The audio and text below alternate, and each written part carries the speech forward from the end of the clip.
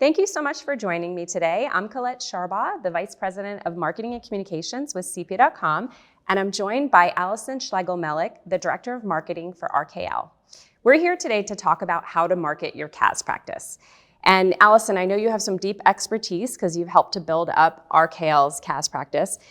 When thinking about a CAS practice, what are three big challenges that firms have to overcome to market it correctly? Yeah, I think the number one, problem that firms have is really being able to articulate their value proposition.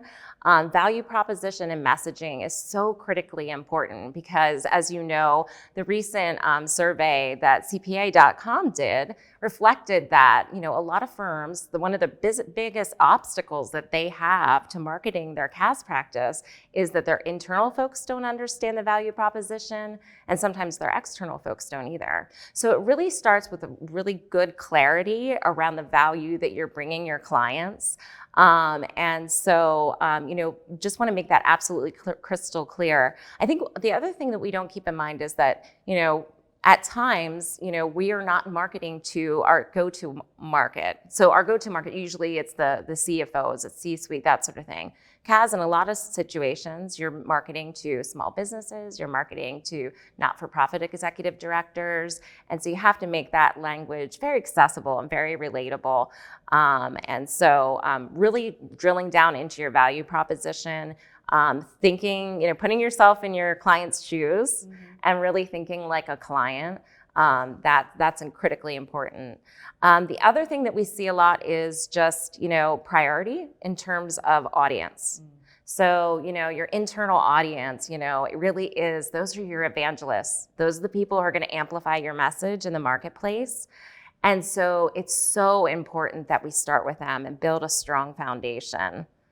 Yeah, and it's interesting you say that because CPA.com hosts regular CAS roadmap workshops, and oftentimes we have participants come in and they talk about marketing their CAS practice and they immediately start talking about the ad campaign that they're going to run, and our advice to them is always the best, quote, ad campaign that you can run is starting with your internal teams. Like, make sure that your peers at the firm understand what CAS is, which ties back to your point about the value prop and the messaging, but making sure that you're actually marketing to them. I'd be interested if you could share a little bit about a couple of the tactics that RKL does to market to your internal audience. Yeah, so our CAS entity is RKL Virtual Management Solutions, and it's led by Gretchen Naso, who is our president. And I've been collaborating with Gretchen for quite a while. And one of the things that we've done in the past is to put together these one-page marketing and sales playbooks. And so it's a very simplified, very visual, double-sided piece of paper that basically just outlines, here's the pain points that you want to listen for. Here is a quick elevator speech. Here's some follow-up questions you could ask. And, here's when you turn it over to the CAS team, as a lead.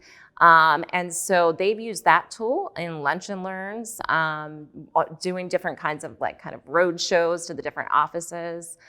We also have a series called Trusted Advisor, and that's an internal webinar series that we offer CPE to our team so they can become a little bit more conversant and feel comfortable, kind of just using that language. So I think it's like one thing to create your value proposition, and it's another thing to activate it, so really give your team the opportunity to do that in a low risk situation, do some role playing and things like that. Our team has done that, and that's been a lot of fun, and it's been really successful. That's great. So first challenge, we have value prop and messaging, knowing your audience, so starting with your internal. Anything that you want to add about existing clients? How do you market to them? Yeah, so existing clients, I really want to obviously speak to, your industry niches, drilling down into those industry niches. But I think one of the things that we miss is of course we want to get those great internal referrals from our partners and from our team members, but don't miss the opportunity to market to your existing client base. We've seen a lot of success through, just doing kind of multi-touch campaigns. It can start with kind of an introductory email, gets into, kind of doing some lead nurturing. And so, inviting them to attend a webinar and then inviting them to a demo, and it leads to a proposal. And what we find is that our existing client base, they like to interact with us on our website. You know what I mean? For as much as we have these great trusted advisor relationships, you need to build a strong digital presence for your existing client base as well. Mm-hmm. Absolutely. And I know, the third challenge that you shared with me when we were just chatting before was about how to actually staff your CAS practice as it relates to marketing. Maybe share a little bit about how RKL operates, and then I can share a little bit about, some best practices. Sure. Yeah, I've been really, really lucky to be at the table from the beginning of our journey. And I can't emphasize that enough. For those of you who are, fortunate enough to have marketers on your team, bring them into, those conversations. Even at times, conversations that seem like, well, I don't even know if this is really marketing. I've been really lucky that, our CAS leadership has really embraced our marketing team. And so, we're at the table. We're there from the very beginning. And a lot of times, sometimes we are talking marketing campaigns and strategy, but so much of that touches client experience. It touches business development. So, my advice would just bring your marketers to the table. That's excellent. And I'll just also add, many firms out there are smaller and they don't have a built-out marketing team. And the advice that we're always give to those firms is don't try and be a marketer. Outsource your marketing. You're an expert in financial operations and strategic guidance. Focus on those areas and providing that higher level advisory, and outsource your marketer to somebody who, that's their area of domain, which will really free you up to be able to be that trusted advisor. So yeah, and if you are trying to kind of do it yourself, you're going to quickly learn that there's so many options. You know what I mean? Whether it's digital, advertising, whether it's, doing webinars, and any number of strategies and tactics.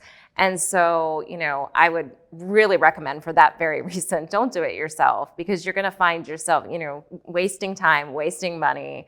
Get somebody who can partner with you and help you focus. Have some intentionality around your strategy. That is great. Thank you so much. Yeah. So just to recap for our audience, 3 key things to think about when you're marketing your CAS practice.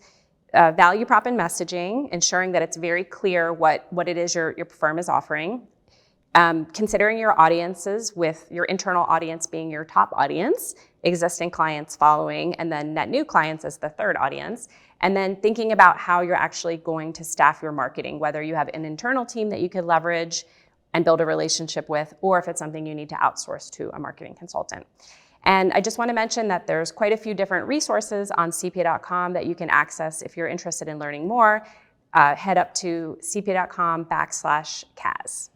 Thank you so much for joining me today, Allison. Colette.